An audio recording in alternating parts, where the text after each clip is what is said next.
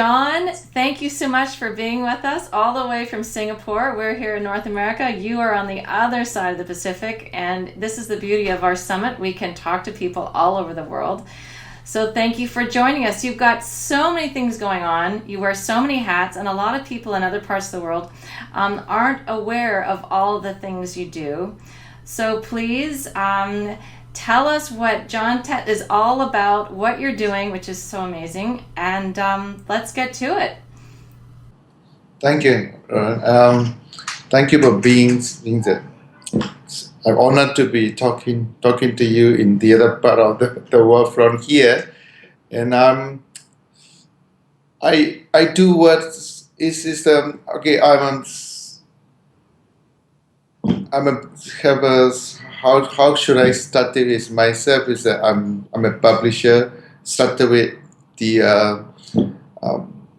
14 years ago, so that I'm with the Asian Geographic, and then we have a Scuba Diver Australasia magazine.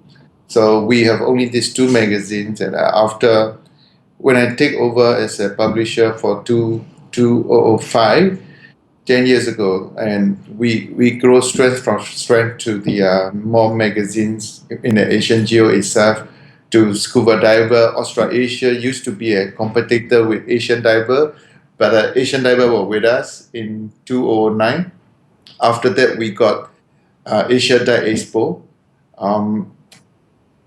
It is coming on board, and then I do myself a volunteer service to Singapore Underwater Federation as a vice president. Later years on, I also volunteer myself to Singapore Media Publisher Association. I'm as a president, and I'm running for the media in Singapore, and all things that is all for me is link each other on it. It's not by it's going all around individuals, like all links of it. Basically, it's Asian Geo itself is the so we do a lot of the conservation on the environment issue. We are not we don't want to put ourselves as the NGO or other. We put the awareness. We feature on them. So like we put ourselves as a very not on the any side of the siding on the things that we always on the sit on the we like to get the awareness for all things that is that I think it's a part of our responsible. And it's like your mission. It's very neat how you have Asian Geographic and how it all trickles down into your dive magazines and into ADEX, your show. And it as you say, it's all connected. You wear many hats, but it's not like you're doing separate things. They all work together, and they all feed off each other, and it all makes sense. And I think this is a common thing that I see with so many people who are doing sustainable work and involved in conservation. They wear many hats, and you're a perfect example of somebody who wears many hats, and you don't look at it as all managing separate things. It's all together, and it's an amazing impact you have. I wanted to ask you, because you are there in Asia and because you run two Asian dive magazines, I want to ask you about the consumers in Asia. Can you give us an overview of the Asian dive consumer and the different kind of pockets? Because it's, from what I understand, it's very different from what we're dealing with in the Caribbean and the Middle East. We're dealing with boomers, and you're not dealing with the boomer generation. You've got other things going on. So if you could just kind of tell us, what is the Asian diver like? Okay. I would say, for me, I think it's a growing market, but just that we don't have much history here in terms of like who started diving and all these things. There is we don't have much because of, but I also try to bring the historical diving society Asia I'm in association with Historical Diving Society US, and then that is what I want to have an education in. I think in Asia, I think is divings are start to have a. I feel very good about the ADEX is that you can see a lot of young people even from a teenage to a 20 plus. Like average divers in Asia are 25 to 30. This is what I would say. It is like a and I see more and more ladies divers as is coming forward. They want to learn on it. That is what I realize that when you highlight, I'm agree on when I go to DEMA or when I go to the Europe the boat show and all those. I can see that it's not many young divers coming forward.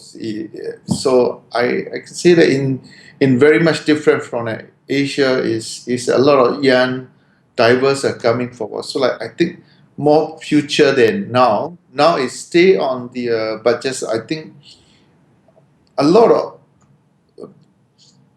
dive centers and some of the things that in the diving business is people runs are very much passionate about diving. The dive master become a doing it to diving the business. So like sometimes we deal with a little bit of the so we need to have a more professional more in terms of the industry to grow. But if we are thinking very much like a just like a, this is my hobby business, so it's you may not grow that, make it really big. So like I think a lot of potential on it, but a lot of education that we needed as well. Mostly people a lot of things that get away in, even though we did a lot of things in. So like I say you have to have a lot of balance in the industry. You're in the growth phase of the industry, so it's kind of like the Wild West. It reminds me of the 80s in the Caribbean, where it was growing really fast and a lot of people entering the market. And as you say, there wasn't a ton of professionalism. There was plenty of room in the market for people to enter. But then it starts to level off, and those hobbyists tend to fall away, and the people aren't doing a really professional job. They tend to fall away. But that's not where you are right now. You're still in a growth phase, so you still have people entering the market as dive professionals, but you're concerned about the level of professional ability that some of these people illustrate. Another thing you said, which I find really interesting, is that you're saying that you don't have a lot of diving history. And I want to ask you, who are the heroes in diving in Southeast Asia? Are there some particular people? For me, my personally is the Clement Lee is in Asia. In it, I think that's the only thing that we can show in Asia the proud. I mean, the proud of. Other than that, is we have some quite a number, but I would say uh, for my personality is Clement is our historical diving society Asia. He's a president at the moment, and that's you see. So I, that is that is what I can say. Yes. You know, Clement, he is one of my heroes, and he's very into conservation. And of course, he was with Borneo Divers, and they've been around for a long time.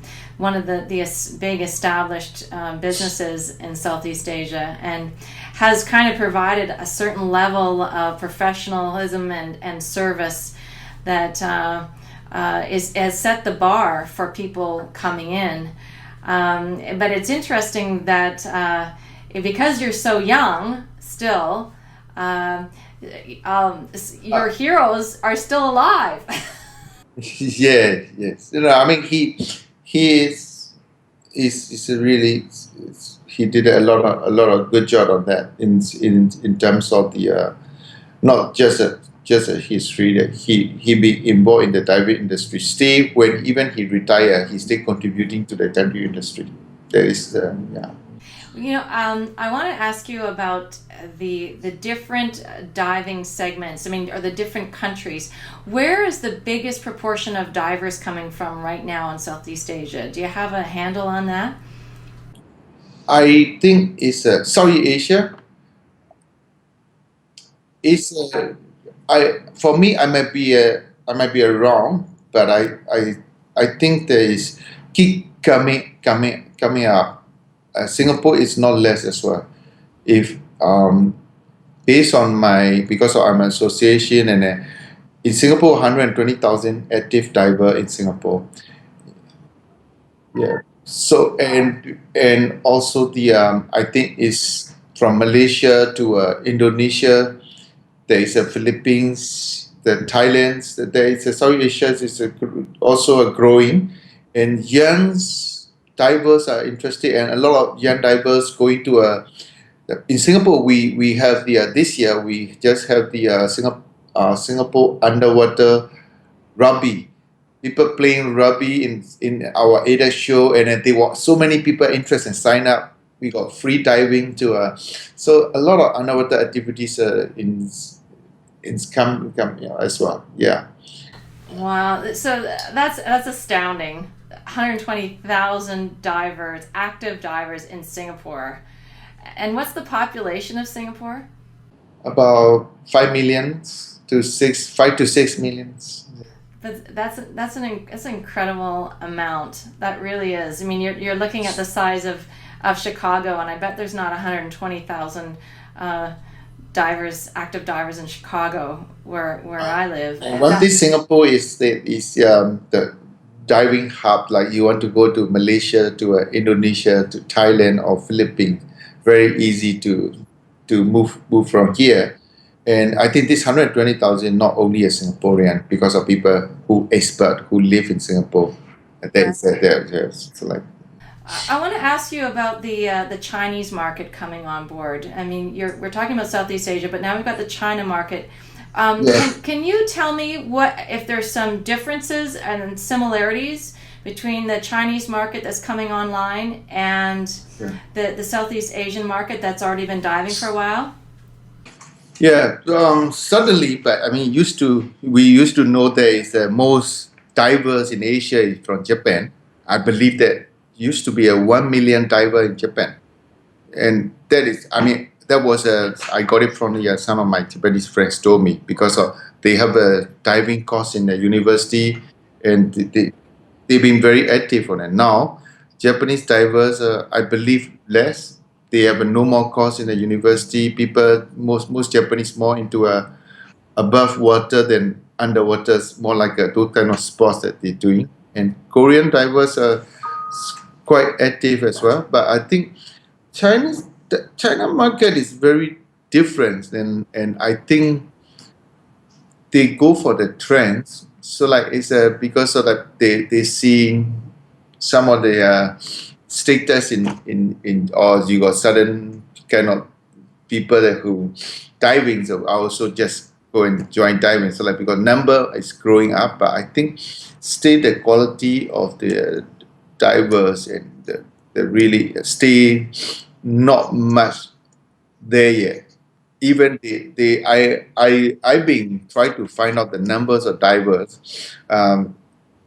It's not from me. It's the people are saying that the numbers are all different. Some say 80,000, some say 100,000, some say 120,000 divers.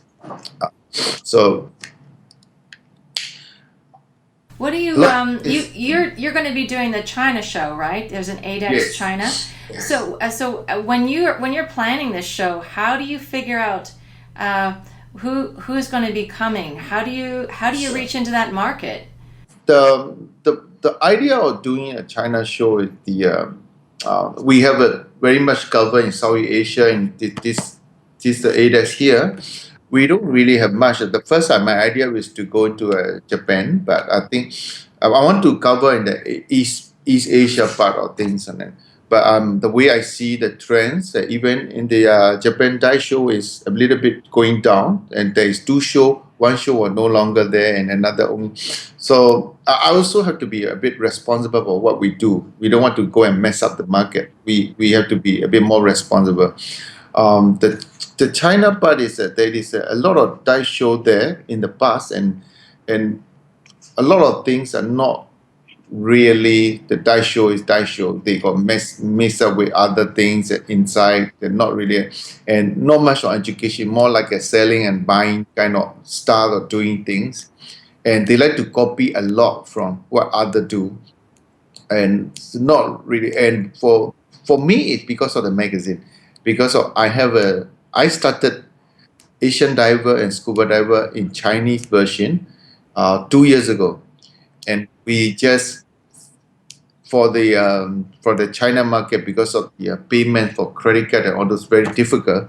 So we let it free to let them read online. I have a very good response, and people download is amazing. The number is really a huge number. So I feed it, and most of them feedback to us and say we don't have a good magazine there. We want to read your magazine. We want you to be so like I think it's, and also there is a lot of divers are growing, but not much on the environment, that people are not really safety and a plus safety. So I think it's my part to be there as a as ADEX. We started it last year, but this year we going ahead in Beijing, and with the we have a very good local partner. That is our local partner is a company called Payout. Payouts come from Beijing Olympics. They run Beijing Olympics, the event portion part or the Beijing Olympics. So they have a very good experience. They've been running the dice show the past 2 years.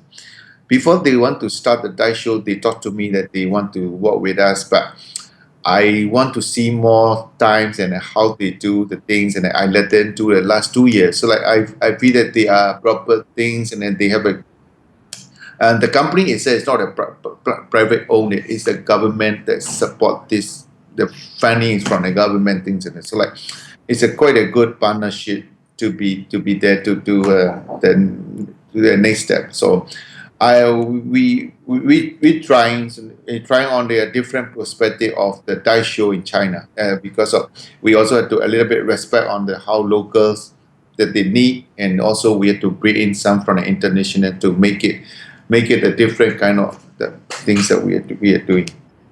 Well, I'm gonna talk to you when you finished up the show this year. It's in September, right? Yes. Yeah. Well, after that, I'm gonna have another conversation with you to find out how it went. This is fascinating that you're going into this, and you've let a local test the market first before you went in. Very smart, very very smart, and you're going in with eyes wide open. You know that they're not environmentally on side yet, and their education is not right up there yet, and just they have a different sensibility than this more of the Southeast Asia market has. So that's interesting what you're doing. I applaud you for your courage to to go in there. Good job. I want to ask you about ADEX because Sure. okay, so you run ADEX. It is a trade show, and it's also a consumer show. Sure. And in North America, we have DEMA, which is a trade show, but it's not a consumer show. Yes. And there is this ongoing debate as to whether or not to open up DEMA to consumers. And a lot of exhibitors want it open up to consumers, but there has been a lot of resistance to that. Now you have running a very popular show, and I know lots of people from DEMA go there and they just love it. Can you tell me what you would say to the DEMA board about opening up a trade show to consumers? The pros and the cons. Okay. My I think my I don't want to be to the diva to the what is that? I mean, I for me, my personally, I like Dima as a trade show. The one of the reasons, especially for I think for the from all the way from the Asia and all the perspective from a lot. I think that's one of the reason that the demand protecting on there, because there is a lot of consumer show there. I believe like there's um, from the different kind of consumer die show in US as well. So because of the trade show portion, a lot of people traveling from worldwide. I believe not only from here, especially from Asia to everywhere, that they want to go to have the only one unit, kind of like just a trade show in the US, so that they can meet a lot of people that we can talk about business, or we can have some kind of thing. Once you are consumer coming in, I don't think a lot of booth owner or whatever, I don't think they have a time to talk about other business. Maybe a certain exhibitors. For me, I'm attend DEMA the past 14 years, but I think as an exhibitor, I like to have a trade show that I attend to. But if consumer, we will have a different kind of, So I think it's, but why ADEX? I think the pros and cons. I think because of the if you are selling dietaries, or you are selling a product, maybe a different kind of things that they might have a consumer. But the most DEMA can do is one day for consumer, maybe a last day to the consumer. The rest will be a stay, keep it as a trade. I think that might be the best of both worlds. Maybe that's what I think. But ADEX is a very Asian thing. That is what I face. People like to have everything. They don't want to have a very separate. So ADEX is around for 20 years, and we take over 6 years ago, 2009, and that's the time that ADEX was used to be really going all the way up, and the past 10 years, 10 years ago was going very slowing down, and then a lot of other dice show coming out from the neighbor, like a lot of dice show in nowadays. The people just coming up the dice show. One of the reasons, because of ADES was become very weak and very not really focused on diving perspective, and not really approaching it. So the things ADES why consumer and trade is, um, I I just don't want to keep changing a lot when we take over ADEX. We want to keep it as the portion, and also we work very closely with DIMA as well. We stay when and take, and also want to have a trade portion that is what we need it in Asia to have a trade portion. So we do that on the first day, on Friday. So, but Friday we also open up for some consumer to come in. But consumer is in Asia is very hard, because of the difference between DIMA and us is that in DIMA there is the brands are they taking part on it. In our Asia, someone like, for example, like some brand, they are not coming in themselves. They will ask the distributor in Singapore, for example, like oh, even you are like one of the brand. They were not coming as yourself. They will ask their distributor to go and take part, and they will support the thing. So like, even I want to create like a trade show, that I mean one day, full day, that I stop not coming, not nobody can come in, just want to do a trade. I wish I can do that, but I can't, because a lot of exhibitors. So for me is I need to know what I'm doing as well. So like, exhibitors are not all the brands are in here. It's not like a DIMA kind of the people who participating on it. People not just came in to do a trade portion on it. They want to sell things. So they are the distributor in Asia. So like, I cannot just ignore the consumer side on it. So like, as a magazine, we are very strong with consumer. In the scuba diver is being 33 years old, because like before we even bring into Asia is in Australia, scuba diver Australia, and change it to Australasia. So like, and Asian diver is 22 years. So like, these two magazine itself is very much relationship with the consumer at the back end. So like, that is what I mean helping ADEX a lot on it, because of that magazine that is all three combined is make it where ADEX today. And when we take over ADEX, only I change is that I don't want to stick with the logo on it. I change logo every year, depends on dedicated to which marine species. Started with shark. The second year that we change it to turtles to the next year when we have manta rays and whale shark. And then the year before was coral reef, and this year is dolphin. Next year going to be a seahorse. So like that is what I want to dedicate it to, something that you when you dedicated it, I want to have a bit more push it all the way, even so people will say, oh, you are registered the logo, you cannot just keep changing it. But I think that the kind of mindset that for me, I don't have, like everything you have to fix it in you can't do that. It's a lot of rules and regulation that is you make yourself to not going further to what you want to put the message across. So I think the people got it, and now people are asking us, people are voting on from what is the marine species that they want to dedicate it to. So that is what I'm very happy. That's great. I love it. You're not thinking the usual way where we have to have all of our brand ID exactly the same way so that everybody will recognize us. Now people are looking to say, what is ADEX going to do next year? And looking forward to the next creative logo that you have coming out. I love it, and it's usually, but it's always around a marine creature that needs our support, needs our help. So, yes. Yeah. Then we bring the speaker from that, like the dolphins, the conservation speakers, and that is what we do. Yeah. Well, when I saw your speakers list, I was so impressed because it is very much conservation oriented. There's very little that's not. Yes. And it's really a huge step away from what we see in North America, from the types of speaking engagements that happen at the dive shows here.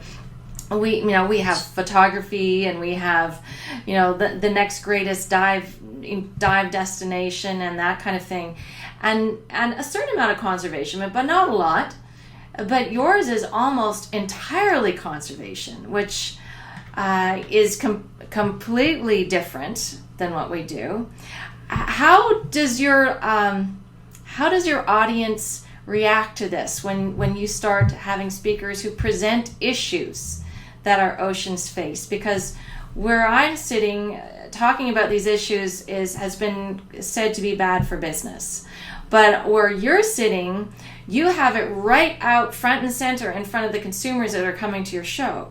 So how do you do it in such a way that they go, oh, we need to do something about that, or at least become aware of it? They're open to it. How do you do that? They are aware of this now, more or less. The divers they want to protect where they're going there. It's like the people much easy to educate the divers than normal. So this is what I believe, and we are doing with Asian Geo for not even divers, that we are doing that. So like for the diving industry, for the diver consumer, not that difficult. But I think that is all come from how we do on the magazines. I believe that people say, oh, you are a publisher, you can run a dive show. When we start getting a dive, so I treat dive show as a magazine. If I were to say this, because like I don't want to just run a dive show like selling and buying things, and I don't want to follow the trends like, or because of other dive show do, and I want to do something like that. It must have a contents on it. There is a contents is very important for the magazine, for the publisher. If you don't have a good contents, nobody will buy your magazine. So that's the reason why people will advertise. That's the reason why people will come and take the exhibitor as an advertiser, consumer as a reader who come in, so they can see the content in live. So like that is what I'm doing. So like when you start thinking about the contents, we always do on conservation, on the education, and the other things that I believe that photographers are also one of, for me, is a part of that they are contributing to a conservation, because of it's the picture that make people want to conserve. Because if they don't see the nice picture, or they feel like that is what they should be, keep it somewhere when they go back to dive or whatever. So like for me, photography is very important. So it's a part of the photography, videography we put out, and conservation is that conservation is a learning, that is we all learn from each other. So we with nobody know everything. So like it's the myself is that I should keep listening from the others what they do, as long as you have only one goal in mind, that we are not doing that for us, we're doing that for the next generation. And conservation is not just you want to do it for yourself. It's very, I don't think that is a goal that we should set up on that. Conservation should be a next that we want to left this education going on, awareness going on. So I think that's what I think I'm very happy this year, and I mean it started from last year, because after 3-4 years later, a lot of people connect connect to it, and they come all the way. Some of the consumer come into ADEX, they say we come here. They are not even divers, and they come here to listen the conservation. We open up for the students free entry, and this year we started it the ladies diver free. It's not the we try to change the people say you are sex and other. It's not about that, because in the diving industry, the portion of the men divers is, I think, almost 70% and ladies divers.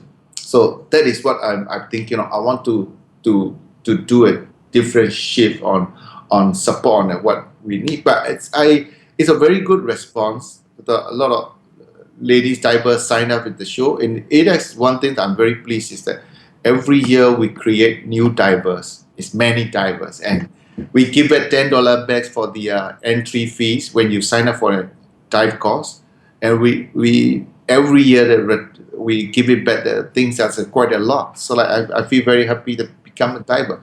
That is what I think that is the in the dive industry. When you are in dive industry, you're doing is that you are two responsible. One is to do awareness, the conservation. The other one is create also a divers, because when there is no new divers, our industry will never be the same, never grow, and only thing to because I don't believe in all maintain. There is no such thing that is a maintain. You have to push it up to maintain. You cannot just stay. Maintain means you only way to going down. So like for me, it's the only way to up is that you have to push it out on it. That means you also have to, you're responsible to create new diver, not just thinking about yourself. As long as I make and I just, that is not my problem. But I think it's a different kind of thinking that I have in mind for the ADEX. So every show that we do, the same things today. We go to China, we will want to create more divers with the proper responsibility.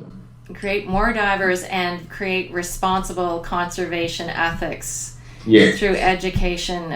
Those are big goals of yours, and you're clearly meeting them and exceeding them. I want to ask you about the youth, the young kids. Do you invite children to the Yes. show? How do you Yes. get them to come in? What do you do about that? I mean, when we start, even from the first years that because the Asian Geography being the selling to the school in Singapore, there is a school reading program that they buy Asian Geography to read, and we have a junior magazine, Asian Geography Junior. So when we start ADEX, invite all the kids to come in, as long as the kids are. We have some game puzzle to a drawing, to the ocean drawing, and we let them have a listen on some of the conservation, and so we got some editor is there to talk. So like we connect to all the schools, we invite school and all the kids to come in. It's now the very good response, and they're trying diving. So like there's a future. They not just came in to do just drawing. They try diving themselves. They will kids scuba. We need to do this in North America. We need to figure out a way to create a sort of a geographic for kids that involves scuba diving on a bigger scale, and then provide it for free. And I know the people who I'm going to introduce this concept to. You better be listening, and you know who you are. The thing about your show, I want to ask you, and this is a big thing that's been coming up here on the North American side of things. People are becoming much, much more aware of the amount of garbage that is created by shows. Shows have a big imprint, and not just all the plastics we throw out. It's the paper we throw out, the brochures that we throw out, the carbon footprint from just getting to the show. I know some people said, ADEX is a long way away, and I'm going to have to buy some, carbon offsets for my airfare so that I don't feel so guilty about flying all that way. So my question to you is, as a show producer, what do you think, and what are you doing, but what do you think show producers can do to be more sustainable in their shows? For the all these recycled things that is in Singapore, there is like definitely we need to work with the some of the that is something that is in Singapore. Not many. It's not like there's different. When you go to Japan, you can have some things that you can put it in to recycle for certain things. They already break it up for you. We don't really have it in Singapore. I mean, like what we have is some of the things that recycle that we put in the recycle bin that people can do. They can take away a recycle. But as a good point, in our most of the hall in the exhibition hall in Singapore, that I don't think they have provide this kind of service that they have. Definitely, I will take notes of this and what I can do to support these things on them. But I think we need to contact to those people who do recycle things that they might pick it up from the show that if we go and offer it. But just that why the problem is that everything that is all they will come up with the it's nobody will do that for just to say that they will just come up with a lot of numbers that came in. That is the things that I'm aware of. We will try to find out what I can do for the best way to. Yeah, this is the thing is that we have the same problem over here, and even I went to a fabulous conservation film festival, and the city burns all of its garbage, and so there's no recycling in the host hotel, and here is this. I mean, the U.S. has a certain amount of recycling already in place. It has infrastructure. It depends on where you are, obviously, but we have to be much more concerned about this. And I'm finding more and more people. When I was just recently at a show, it really struck home with a number of key people who go to the show every year. This year, they all of a sudden they went, Lori, all of this stuff is happening. We need to do something. We need to talk to show organizers about how we need to do a better job recycling. We need to do something about all the plastic waste. We need to do something about being able to offset our airlines. We need to do something about all these brochures. We need to do something about the host hotels and making sure that they actually recycle, and making that a part of the contract. Because a lot of other companies do, not necessarily the dive industry, but we're talking big companies. When they bring their shows, they have very specific requirements of the providers, of the suppliers, and in our dive industry, we're not that demanding yet. So I would love to hear what you can come up with, because I believe you are one of our visionaries of how we're going to get to the next level in our industry, and we need all of this out of the box thinking that we can get, not doing the things the same old that we've been doing. It doesn't work anymore. It clearly doesn't. The sustainability issue comes now to the awareness. How aware are your divers in Southeast Asia about the big issues overall? I'm sure coming to ADEX, they're pretty darn aware. By the time they leave, they're very aware. But overall, how aware do you believe Southeast Asian divers are about the big issues, the big global issues that are impacting our oceans and therefore us? I don't think many. I would say that it's a many. I would say I was I would say about 50-50 is some are they might be they might be aware of the some of the conservation going on. Some they will still think there is a easy way out. They don't really think there is a big issue. You talk about the big issue, big pictures. I would say 50-50 or less than 50 were aware of that big issue. And that's why the education awareness is ongoing thing. We cannot stop doing on that. So like it's a keep doing. But that's why the kids are coming in.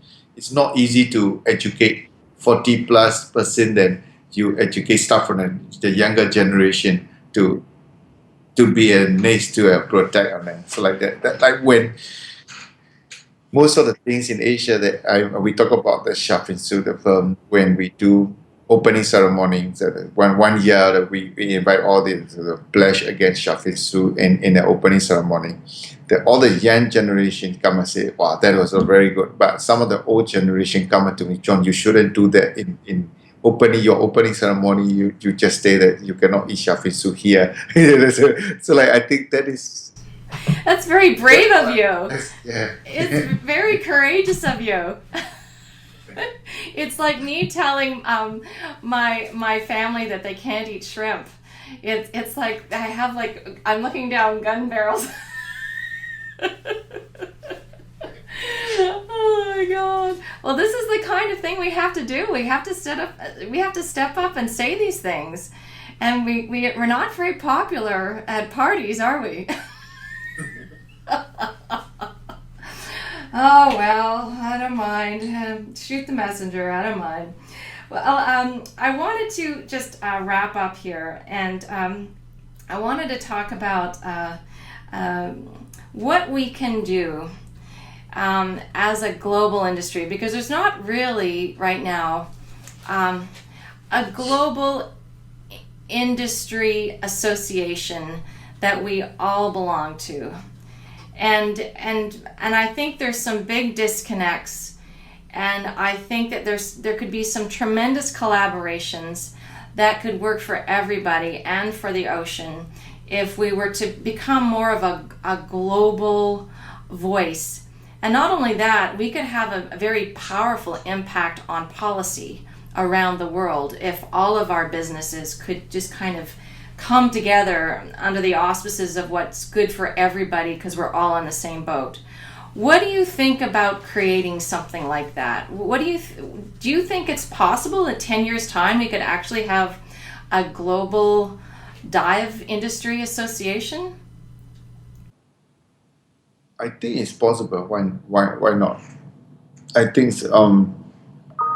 that is what I'm.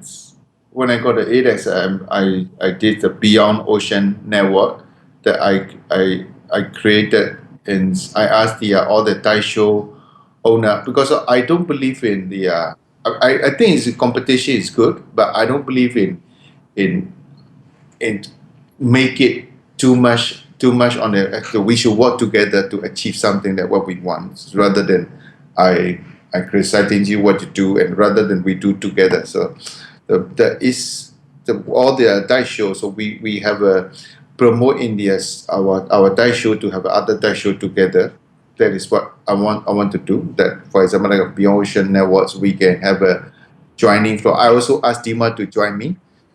So can be so that all the dive show that we can have already got all the dive show that whoever's running the dive show, we can have this network can have a meetings of how we want to position ourselves in the dive industry, and the next level that we can do. I think it's a very good initiative, and somebody step out and why not I think the next 10-year times, I think we should have it sooner or later, because I think we need that. I think that is because of more awareness for whoever starting the business in the dive industry, that we all responsible for the ocean. There's no ocean, there is no diving. So I think that is very clear message for all the divers or in the industry that you're doing the business. You cannot just you don't care. That is, yeah. Not caring doesn't cut it anymore. We have to care. We're at a stage where we can't not care. It's a way of giving back what you do, and so whatever you do is always. This is what I believe that, and there should be a way to give it back. We done Asian Geography, and we do a lot of Asian contents.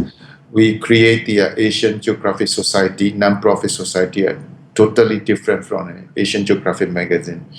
Different. It myself is not in the board members. I'm just an advisory to, but the board member can do something that they can decide on whatever they want to do on a different kind of education project. So I think same things that I think this industry we need it for to give it back for our industry.